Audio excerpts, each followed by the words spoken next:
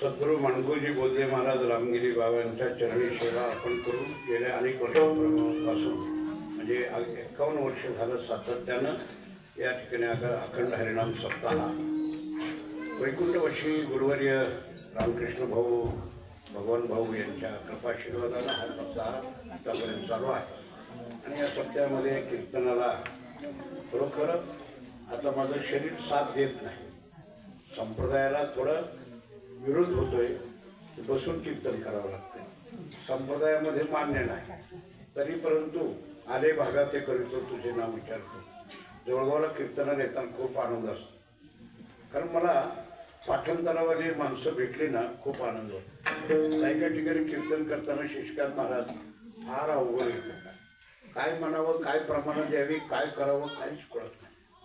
पण आज शिष्कांत महाराज आहेत, गोविंद महाराज आहेत, आमच्या सुदाम महाराजांची संस्था तर फारच सुंदर आहे। मला सातोऱ्याला घेऊन गेले, संस्था बघितली, इतका आनंद वाटला। मी फार लोकांना सांगितलं संस्था कशी राहावी, कशा पद्धती व्यवस्था करावी, सुदामची जाऊन बघा कशी संस्था आहे। फार आनंद आहे। तुम्ही सगळे टाळकरी आहेत, काटेकर मंडळी आहेत, काही काही पकवाजाची आड लपलेली होती, मला दिसली नाही, शेवटला मला दिसली। कारण तुका म्हणे बिगर धोतराची,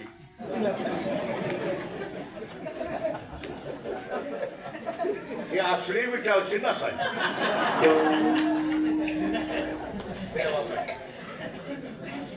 बर का तुने महाराज आहे, कीर्तन करणाऱ्या पोराने कसं राहिलं पाहिजे, कीर्तन करा तुम्ही वडील जे करतील तया धर्म नाव ठेवती, रानात न येऊ द्या ना, कुठे यायचं आहे ना ती पिशवी घालून आणायचं, काय होतं त्याला जोर काय करा। पण आपला संप्रदाय जो आहे ना, आपलं हे वैभव आहे, आपलं शोभा आहे, आपली शोभा आहे, आपलं वैभव आहे, वारकरी संप्रदायाचं एक वैभव। त्यातल्या त्यात आपण कीर्तनकाराने तरी पाळलं पाहिजे, महाराज लोकांकडे केलं पाहिजे, म्हणजे एक त्याला वैभव येतं। असू द्या, काही मुळात मानित नाही, पण सूचना आहेत आपल्याला त्या पाळाव्यात, एवढंच काय। विठ्ठल जय जय